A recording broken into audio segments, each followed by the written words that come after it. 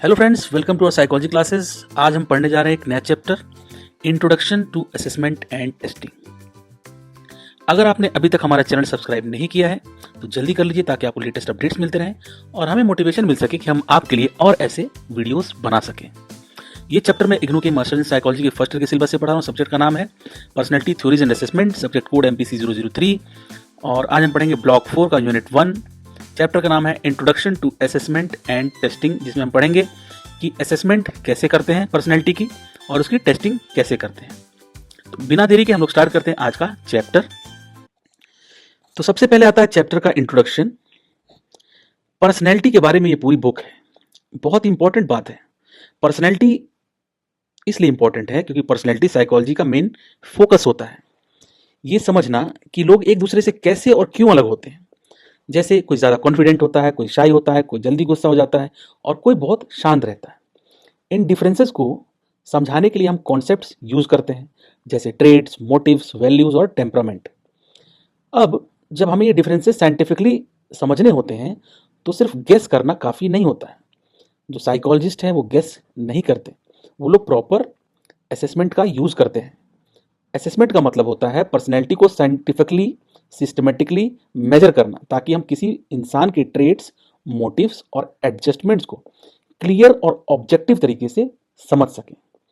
लेकिन कोई भी टेस्ट तभी यूजफुल होता है जब वो रिलायबल हो, मतलब हर बार लगभग सेम रिजल्ट दे, और वैलिड हो। रिलायबिलिटी और वैलिडिटी आपको बहुत पढ़ने को मिलेगी जब भी हम एक्सपेरिमेंट की बात करें, टेस्ट की बात करें। तो कोई भी टेस्ट तभी सही है या यूजफुल है जब वो रिलायबल हो। रिलायबल का मतलब होता है आप जितनी बार भी टेस्ट करो सेम रिजल्ट आना चाहिए। और वैलिडिटी का मतलब होता है यानी जो चीज़ मेजर करनी चाहिए वही मेजर कर रही है कि नहीं वो चीज़, तभी वो वैलिड होगा। और स्टैंडर्डाइज्ड हो, मतलब सबके लिए सेम तरीके से कंडक्ट किया जाए। तो इस चैप्टर में हम ये बेसिक आइडियाज सीखेंगे कि असेसमेंट और टेस्टिंग क्या होती है और पर्सनैलिटी को साइंटिफिकली कैसे मेजर किया जाता है। तो इस इमेज में अगर आप देखेंगे, पर्सनैलिटी असेसमेंट का पूरा हिस्ट्री का एक टाइमलाइन की तरह दिखाया गया है। मैंने कोशिश की है कि एक ही इमेज से आपको पूरी हिस्ट्री समझ में आ जाए पर्सनैलिटी असेसमेंट की। अब इसमें बहुत सी चीज़ें आप देखेंगे जो आप ऑलरेडी पीछे चैप्टर्स में, अगर वीडियोस आपने देखे होंगे पीछे के, जो ऑलरेडी मैं डाल चुका हूं, तो उसमें आपको वो चीज़ें मिलेंगी। तो सबसे पहले एंशियंट टाइम में क्या होता था, लोग साइंटिफिक टेस्ट यूज नहीं करते थे, जाहिर सी बात है। तो हिप्पोक्रेट्स और गेलन ने फोर ह्यूमर्स थ्योरी दी, जो भी हमने कुछ वीडियोस पहले ही पढ़े थे। फोर ह्यूमर्स थ्योरी, जिसमें माना गया कि पर्सनैलिटी बॉडी के फ्लूइड्स पर डिपेंड करती है। 4 तरह के फ्लूइड्स थे, उन्हीं के बेसिस पे पर्सनैलिटी होती है। याद करिए, अगर आप नहीं याद आ रहा तो आप पीछे जाके वीडियो देख सकते हैं। तो ऐसा माना जाता था। एंशियंट जो चाइना था, एंशियंट चाइना में सिविल सर्विस एग्जाम्स के थ्रू लोगों को जज किया जाता था कि कौन सरकारी काम के लायक है, ये जज किया जाता था एंशियंट चाइना में जो है। फिर धीरे धीरे साइंटिफिकली जो है साइकोलॉजी का स्टार्ट हुआ, साइंटिफिक साइकोलॉजी का। तो विल्हेम वुंट 1879 में इन्होंने पहली साइकोलॉजी लैब बनाई, विल्हेम वुंट, जहां बिहेवियर को साइंटिफिकली स्टडी किया गया। फिर 1905 में बिनेट साइमन स्केल हुआ पहली बार यूज, जिससे आईक्यू टेस्टिंग शुरू हुई, जो इंटेलिजेंस मेजर करती थी। आईक्यू टेस्टिंग 1905 में। उसके बाद पर्सनैलिटी के डिफरेंट अप्रोचेस डेवलप हुए। कार्ल जंग ने पर्सनैलिटी के टाइप्स बताए, इंट्रोवर्ट, एक्सट्रोवर्ट वगैरह। प्रोजेक्टिव टेस्ट डेवलप हुए, जैसे इंक ब्लॉट टेस्ट, जो अनकॉन्शियस माइंड को समझने की कोशिश करते थे। ह्यूगो मुंजरबर्ग, इन्होंने ऑक्यूपेशनल टेस्टिंग शुरू की, जिससे जॉब के लिए लोगों का सिलेक्शन हो सके। वर्ल्ड वॉर के टाइम पे पर्सनैलिटी असेसमेंट का यूज और बढ़ गया। Army alpha and beta test और जर्मन असेसमेंट सेंटर्स का यूज सोल्जर्स और ऑफिसर्स सेलेक्ट करने के लिए होने लगा। वॉर ऑफिस सिलेक्शन बोर्ड बने, जिन्होंने बिहेवियर और लीडरशिप एसेस करना शुरू किया। फाइनली जो है मॉडर्न टाइम में असेसमेंट और एडवांस हो गया। कंप्यूटराइज टेस्टिंग आ गई, जिसमें टेक्नोलॉजी का यूज होने लगा। आज हम स्टैंडर्डाइज्ड, रिलायबल और वैलिड टेस्ट यूज करते हैं, लेकिन इसकी शुरुआत कहाँ से होती है आप देख लीजिए। तो पर्सनैलिटी असेसमेंट गेस से साइंस तक का सफर है। पहले गेस किया जाता था, आज टेस्ट किया जाता प्रॉपर। एंशियंट बिलीफ, फिर साइकोलॉजी लैब्स आए, टेस्ट आए, मॉडर्न साइंटिफिक असेसमेंट आए। तो बड़ा लंबा सफर है इसका। अब आता है the OSS personality assessment. The OSS personality assessment क्या है? तो सेकेंड वर्ल्ड वॉर के टाइम पर, यानी वर्ल्ड वॉर टू के दौरान, अमेरिका को अचानक रियलाइज हुआ कि उनके पास ट्रेंड इंटेलिजेंस ऑफिसर्स की कमी है। इस प्रॉब्लम को सॉल्व करने के लिए 1942 में यूएस गवर्नमेंट ने ऑफिस ऑफ स्ट्रेटेजिक सर्विस, इसी को ओएसएस कहा गया, ऑफिस ऑफ स्ट्रेटेजिक सर्विस बनाया गया। इसका काम था सही लोगों को इंटेलिजेंस और मिलिट्री रोल्स के लिए सेलेक्ट करना। ठीक है। ओएसएस के जो हेड थे विलियम डोनोवैन, उन्होंने जर्मनी के असेसमेंट सेंटर सिस्टम से आइडिया लिया, जहां लोगों को सिर्फ इंटरव्यू से नहीं बल्कि मल्टीपल टेस्ट और एक्टिविटीज के थ्रू जज किया जाता था। तो जर्मनी में ऑलरेडी ये चीज चल रही थी, असेसमेंट सेंटर सिस्टम। उसी से आइडिया लेके विलियम डोनोवैन ने यूएस में ये चीज स्टार्ट की। ओएसएस ने इसी अप्रोच को यूज करके अपने कैंडिडेट का सिलेक्शन किया। बाद में इस पूरे प्रोसेस को एक बुक में डॉक्यूमेंट किया गया, द असेसमेंट ऑफ मेन, जो 1948 में रिलीज हुई, जिससे पता चला कि ये मेथड काफी इफेक्टिव था। तो इस ओएसएस असेसमेंट की 3 बहुत इंपॉर्टेंट बातें थी। पहली, सिलेक्शन इस बात पर होता था कि कैंडिडेट काम करने में कितना कैपेबल है, ना कि सिर्फ इस बात पर कि वो मेंटली इल है या नहीं।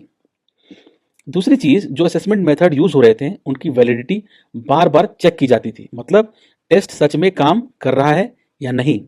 और तीसरी बात, रिसर्च ने यह दिखाया कि शॉर्ट पेपर पेंसिल टेस्ट भी कभी कभी लॉन्ग और एक्सपेंसिव असेसमेंट सेंटर्स जितने ही इफेक्टिव हो सकते हैं। पेंसिल और पेपर पे जो टेस्ट होते हैं ना, वो भी बहुत यूज हुए, तो वो भी बहुत इफेक्टिव होते हैं, ये पता चला इससे। इसके बाद 19th सेंचुरी के एंड से लेकर आगे के सालों तक बहुत सारे पर्सनैलिटी टेस्ट डेवलप हुए जो अलग अलग ट्रेड्स को मेजर करते थे। बाद में रिसर्चर्स ने देखा कि इन ट्रेड्स के बीच एक पैटर्न है। इसी से 5 फैक्टर, जो पिछला चैप्टर में हमने क्या पढ़ा, 5 फैक्टर मॉडल, इसी से निकला, जो बताता है कि पर्सनैलिटी को 5 मेन ट्रेड्स के थ्रू समझा जा सकता है। आगे चलकर बैरिक और माउंट जैसे रिसर्चर ने यह प्रूव किया कि 5 फैक्टर मॉडल के ट्रेड्स सिर्फ पर्सनैलिटी समझने के लिए नहीं बल्कि जॉब परफॉर्मेंस प्रिडिक्ट करने के लिए भी काफी यूजफुल होते हैं, चाहे कोई भी जॉब हो। तो इस तरीके से 5 फैक्टर मॉडल पे आके चीजें रुकी। तो पर्सनैलिटी असेसमेंट में कुछ इंपॉर्टेंट स्टेप्स होते हैं। कौन कौन से होते हैं? तो 2 इंपॉर्टेंट स्टेप्स फॉलो करने होते हैं इसमें। पहला स्टेप क्या होता है? असेसमेंट का एजेंडा क्लियर करना। तो सबसे पहले ये डिसाइड करना होता है कि असेसमेंट कर ही क्यों रहे हैं।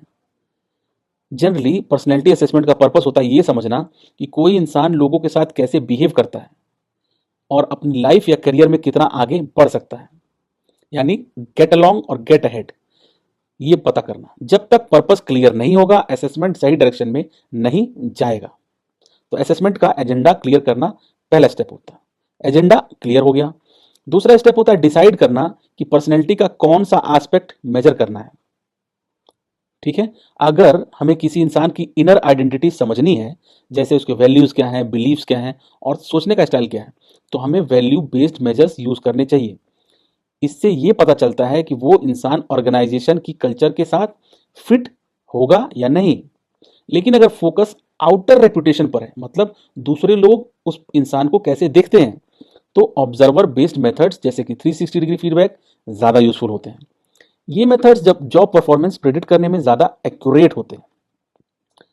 तो सिंपल शब्दों में, जब हम ये दोनों स्टेप्स क्लियरली फॉलो करते हैं, क्यों असेस कर रहे हैं और क्या असेस करना है, तो पर्सनैलिटी असेसमेंट ऑर्गेनाइजेशंस के लिए एक पावरफुल डिसीजन मेकिंग टूल बन जाता है।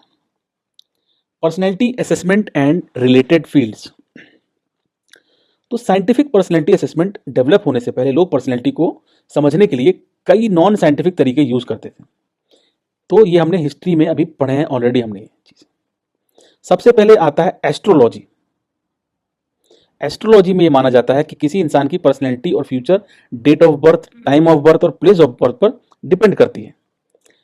तो आप एस्ट्रोलॉजी के बारे में आपने सुना ही होगा, जो प्लेनेटरी पोजीशंस के बेसिस पर लोगों के नेचर और बिहेवियर के बारे में प्रिडिक्ट किया जाता है।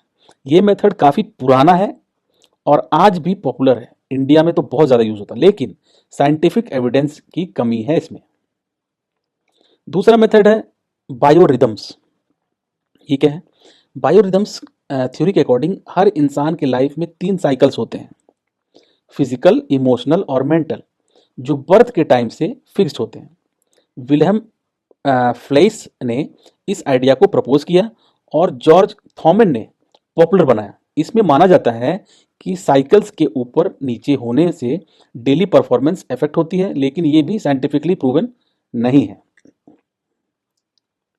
फिर आता है पामिस्ट्री, यानी हस्तरेखा, हाथ देखना। पामिस्ट्री में पर्सनैलिटी को हाथ की लकीरों और शेप्स के थ्रू जज किया जाता है। ये मेथड एंशिएंट चाइना से आया है, पर इसका भी साइंटिफिक सपोर्ट नहीं मिलता है। फिर आता है ह्यूमरल थ्योरी, जिसमें 4 फ्लूइड्स की हम बात करते हैं कि हमारे जो पर्सनैलिटी होती है, हमारे अंदर 4 फ्लूइड्स होते हैं, उस पर डिपेंड करती है। ब्लड, फिल्म, येलो बाइल और ब्लैक बाइल। ये ऑलरेडी चैप्टर हम लोग पढ़ चुके हैं। तो इन फ्लूइड्स के बैलेंस या इम्बैलेंस से टेम्परामेंट डिसाइड होता है। ये आइडिया काफी टाइम तक पॉपुलर रहा, लेकिन आज इसे आउटडेटेड माना जाता है। एक और थ्योरी है सोमैटोटाइप थ्योरी, जो विलियम सेल्डन ने दी। इस थ्योरी में बॉडी टाइप्स के बेसिस पर पर्सनैलिटी एक्सप्लेन की गई। ये भी हम लोग पढ़ चुके हैं पीछे के चैप्टर्स में, कि बॉडी किसी की जो एक्टोमॉर्फ, एंडोमॉर्फ, मीजोमॉर्फ, यानी एक्टोमॉर्फ मतलब पतले लोग, मीजोमॉर्फ मतलब मस्कुलर लोग, और एंडोमॉर्फ मतलब थोड़े मोटे लोग। शेल्डन के अकॉर्डिंग हर बॉडी टाइप के साथ कुछ पर्सनैलिटी ट्रेट्स लिंक्ड होते हैं, लेकिन ये थ्योरी भी साइंटिफिकली वीक मानी जाती है। अब बात करते हैं इन्फ्लुएंस ऑफ साइकोलॉजिकल असेसमेंट के बारे में। क्या इन्फ्लुएंस हुआ साइकोलॉजिकल असेसमेंट का? तो साइंटिफिक पर्सनैलिटी असेसमेंट का डेवलपमेंट इंडिविजुअल डिफरेंसेस के स्टडी से हुआ। इंडिविजुअल डिफरेंसेस का मतलब होता है कि हर इंडिविजुअल अपने आप में एक दूसरे से अलग है। तो ये क्यों है? इसी के स्टडी से स्टार्ट हुआ पर्सनैलिटी असेसमेंट का डेवलपमेंट। मतलब साइकोलॉजिस्ट ये समझना चाहते थे कि लोग एक दूसरे से कैसे और क्यों अलग होते हैं, और इस डिफरेंस को मेजर कैसे किया जा सकता है। इस थिंकिंग पर सबसे बड़ा इन्फ्लुएंस था चार्ल्स डार्विन का। आपने इनका नाम सुना होगा। चार्ल्स डार्विन की थ्योरी बहुत मशहूर है। डार्विन ने अपनी थ्योरी ऑफ इवोल्यूशन के थ्रू ये बताया कि हर ह्यूमन बीइंग यूनिक होता है और वेरिएशन नेचुरल है। जो वेरी करते हैं एक दूसरे से, हम लोग अलग अलग होते हैं, वो नेचुरल है। इसी आइडिया ने साइकोलॉजिस्ट को इंस्पायर किया कि इंडिविजुअल डिफरेंसेस को साइंटिफिकली स्टडी किया जाए। ये जो डिफरेंसेस हैं लोगों के बीच में, इसको कैसे साइंटिफिकली स्टडी कैसे किया जाए। तो 19th सेंचुरी में फ्रांसिस गैल्टन, इन्होंने इस डायरेक्शन में काफ़ी इंपॉर्टेंट काम किया। उन्होंने ये स्टडी किया कि डिफरेंसेस जो है इनहेरिटेड होते हैं या नहीं, और पहली बार डायरेक्ट बिहेवियरल मेजर्स यूज किए। मतलब लोग क्या करते हैं, कैसे रिएक्ट करते हैं, इन चीज़ों को ऑब्जर्व करके पर्सनैलिटी समझने की कोशिश की। अमेरिका में जेम्स मैकीन कैटल ने साइकोलॉजिकल मेजरमेंट को और आगे बढ़ाया। उनका मेन फोकस एबिलिटीज और रिएक्शन टाइम पर था, लेकिन उनके काम से अर्ली पर्सनैलिटी टेस्ट डेवलप होने से, तो होने का जो उनका बेस बना उनके काम से पर्सनैलिटी टेस्ट का। इसी के बाद फ्रांस में क्या हुआ, एल्फ्रेड बिनेट ने स्टैंडर्डाइज्ड टास्क का यूज करके मेंटल फंक्शनिंग को स्टडी किया। इसी का रिजल्ट था इंटेलिजेंस टेस्ट का डेवलपमेंट। उनके कुछ टास्क जैसे पिक्चर बेस्ड रिस्पॉन्सेज और इमेजिनेशन रिलेटेड क्वेश्चंस ने बाद में प्रोजेक्टिव टेक्निक के डेवलपमेंट का रास्ता खोला। प्रोजेक्टिव टेक्निक क्या होती है अभी हम आगे पढ़ेंगे। और उसके बाद 1915 से पहले तक पर्सनैलिटी असेसमेंट ज़्यादातर एबिलिटीज और स्किल के मेजरमेंट से ही डेवलप हो रही थी। इस प्रोसेस को और स्ट्रॉन्ग बनाया कार्ल पियर्सन और चार्ल्स स्पीयरमैन ने, जिन्होंने स्टैटिस्टिकल मेथड्स डेवलप किए। इन स्टैटिस्टिक्स टूल्स की वजह से असेसमेंट ज़्यादा साइंटिफिक, रिलायबल और एक्यूरेट बन पाया। तो कितने लोगों ने कितनी मेहनत की, कितने तरीकों से यहाँ तक पहुँचे हैं, इसलिए आज हम बहुत ही आसानी से पर्सनैलिटी असेसमेंट कर सकते हैं। लेकिन पर्सनैलिटी असेसमेंट का मीनिंग क्या है, पर्पस क्या है, ये आपको समझ में तो आ ही रहा होगा, लेकिन एक बार फिर से समझते हैं। पर्सनैलिटी का मतलब होता है किसी इंसान का पूरा बिहेवियर पैटर्न, किस तरीके से वो बिहेव करता है, जो वो अपने इन्वायरमेंट के साथ इंटरेक्ट करते वक्त दिखाता है, किसी इंसान के साथ या आप कहीं पे भी अकेला भी हो। मतलब हम ये देखते हैं कि कोई इंसान कैसे बिहेव करता है, कैसे रिएक्ट करता है और सिचुएशंस को कैसे हैंडल करता है। पर्सनैलिटी असेसमेंट का एम होता है किसी इंसान को मेजरेबल ट्रेड्स के थ्रू समझना, ऐसे ट्रेड्स जो मेजर हो सके, उन ट्रेड्स के थ्रू उस इंसान को समझना। ट्रेड्स डायरेक्टली नहीं दिखते, बल्कि बिहेवियर के कंसिस्टेंट पैटर्न से समझे जाते हैं। ये सब हम लोग पीछे चैप्टर्स में पढ़ चुके हैं। जैसे कोई हर सिचुएशन में कॉन्फिडेंट बिहेव करता है तो हम कहते हैं कि उस इंसान में कॉन्फिडेंस का ट्रेट है। अब बात करते हैं पर्सनैलिटी असेसमेंट के पर्पस की। जम नुनेली ने 1979 में इनके according personality assessment mainly 4 important areas पर फोकस करता है। पहला एरिया है सोशल ट्रेट्स। ये ट्रेट्स बताते हैं कि कोई इंसान दूसरों के साथ कैसे इंटरेक्ट करता है। दूसरा है मोटिव्स। मोटिव्स का मतलब होता है वो इनर ड्राइव्स जो बिहेवियर को पुश करते हैं, क्या हमारा इरादा है, क्यों हम कोई भी बिहेवियर करते हैं। तीसरा है पर्सनल कंसेप्शंस। इसमें आता है इंसान का सेल्फ के बारे में सोचना, पर्सन अपने बारे में क्या सोचता है, दूसरों के बारे में एटीट्यूड, वैल्यूज, इंटरेस्ट और बिलीफ। और चौथा और बहुत इंपॉर्टेंट एरिया है एडजस्टमेंट। एडजस्टमेंट का मतलब होता है कोई इंसान अपनी नीड्स और इन्वायरमेंट के डिमांड्स के बीच बैलेंस कैसे मेंटेन करता है। तो और इंपॉर्टेंट बात यह है कि ये चारों एरियाज एक दूसरे से कनेक्ट होते हैं। जैसे अगर किसी इंसान के बिलीफ नेगेटिव हैं तो उसका सोशल बिहेवियर, मोटिव्स और एडजस्टमेंट सब इफेक्ट हो सकता है। एक वेल एडजस्टेड पर्सन में इन चारों एरियाज में बैलेंस होता है, जबकि मेल एडजस्टमेंट की सिचुएशन में इंसान की जो पर्सनैलिटी होती है फंक्शनिंग में इम्बैलेंस दिखाई देता है। Testing and measurement concepts. कौन कौन से कॉन्सेप्ट्स यूज होते हैं टेस्टिंग में और मेजरमेंट में? जब भी हम कोई साइकोलॉजिकल टेस्ट यूज करते हैं तो सिर्फ टेस्ट बना लेना काफी नहीं होता है। टेस्ट तभी साइंटिफिकली एक्सेप्टेबल माना जाता है जब वो 4 बेसिक कंडीशंस को फॉलो करें। कौन कौन से? स्टैंडर्डाइजेशन, नॉर्म्स, रिलायबिलिटी और वैलिडिटी। ये चारों बहुत इंपॉर्टेंट चीजें हैं टेस्ट एंड मेजरमेंट में भी और एग्जाम पॉइंट ऑफ व्यू से भी। इनका डिफरेंस बहुत लोगों को नहीं पता होते हैं, ये क्या होते हैं ये भी नहीं पता होता, तो ये बहुत अच्छे से समझ लीजिए आप। साइंटिफिकली एक्सेप्टेबल टेस्ट तभी माना जाता है जब ये 4 बेसिक कंडीशंस फॉलो करें। सबसे पहला है स्टैंडर्डाइजेशन। स्टैंडर्डाइजेशन का मतलब होता है कि टेस्ट हर इंसान के लिए सेम तरीके से कंडक्ट हो, सबको सेम इंस्ट्रक्शंस मिलनी चाहिए, सेम टाइम लिमिट होनी चाहिए, स्कोरिंग का मेथड फिक्स होना चाहिए और इंटरप्रिटेशन के रूल्स क्लियर होने चाहिए। ये सब इंफॉर्मेशन यूजुअली टेस्ट मैनुअल में दी जाती है। इससे इंश्योर होता है कि रिजल्ट किसी एग्जामिनर के मूड पर डिपेंड ना करें। तो सबके लिए एक स्टैंडर्ड प्रोसीजर हो, तरीका हो। तो टेस्ट में स्टैंडर्डाइजेशन होना चाहिए। दूसरा है नॉर्म्स। नॉर्म्स हमें यह बताते हैं कि किसी इंसान का स्कोर दूसरों के कंपैरिजन में कहां स्टैंड करता है। रॉ स्कोर को हम एक रिप्रेजेंटेटिव ग्रुप से कंपेयर करते हैं और यूज परसेंटाइल स्कोर में कन्वर्ट कर और उसे परसेंटाइल स्कोर में कन्वर्ट कर देते हैं। जैसे अगर कोई 75th परसेंटाइल पर है तो उसका मतलब है कि उसने 75% लोगों से बेटर परफॉर्म किया। तो ये हो गया कंपैरिजन दूसरों के साथ, कोई कहां स्टैंड करता है। फिर आता है रिलायबिलिटी। रिलायबिलिटी का मतलब होता है टेस्ट का कंसिस्टेंट होना।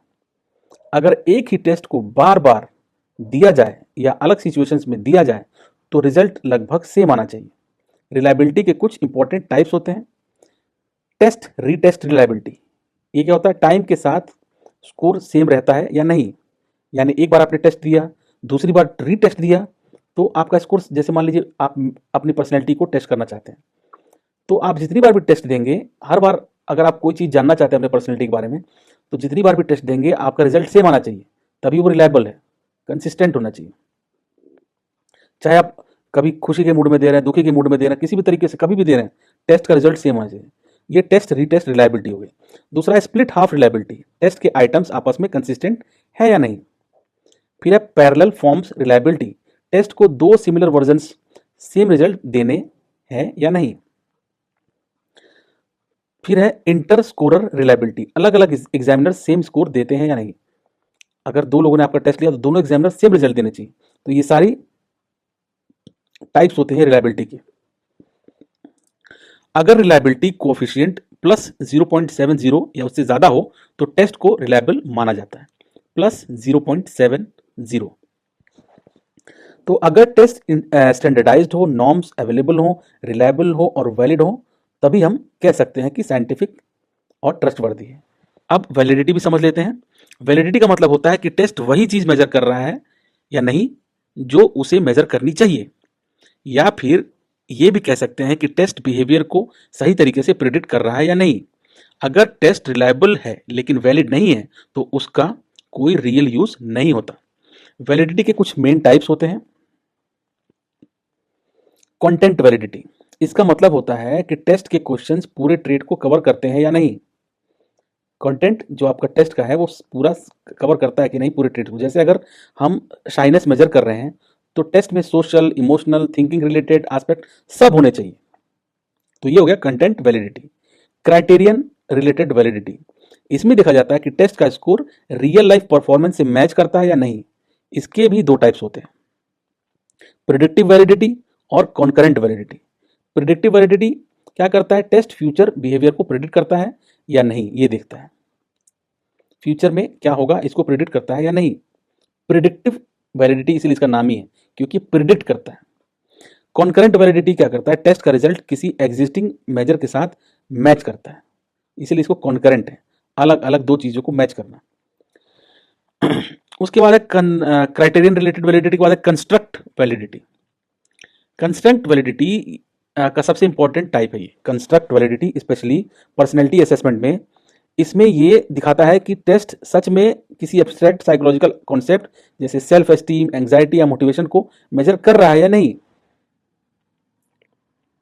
कंस्ट्रक्ट वैलिडिटी को सपोर्ट करने के लिए दो चीजें देखी जाती हैं, कन्वर्जेंट वैलिडिटी। कन्वर्जेंट का मतलब होता है टेस्ट का स्कोर सिमिलर ट्रेट्स मेजर करने वाले टेस्ट के साथ पॉजिटिव कोरिलेशन दिखाता है कि नहीं। और डाइवर्जेंट वैलिडिटी, डाइवर्जेंट का मतलब होता है डिस्क्रिमिनेंट, अलग अलग टेस्ट का स्कोर अनरिलेटेड ट्रेड्स के साथ लो कोरिलेशन दिखाता है कि नहीं। तो ये हो गया वैलिडिटी। तो इसी के साथ खत्म होता है हमारा आज का chapter introduction to assessment and testing. उम्मीद करता हूं कि आपको अच्छे से समझ में आ गया होगा। अगर आपके कोई क्वेश्चंस हैं तो आप मुझसे कमेंट में पूछ सकते हैं। मेरी मेल आईडी pxmonks@gmail.com पर मुझे भेज सकते हैं। आपको नोट चाहिए तो आप मुझे मेल कर सकते हैं pxmonks@gmail.com पर। और आपको उम्मीद करता हूं कि ये एग्जाम में बहुत ही हेल्पफुल हो ये वीडियो। आपने इतनी ध्यान से इस वीडियो को देखा उसके लिए बहुत बहुत धन्यवाद। Thank you for listening, thank you for watching, thank you very much.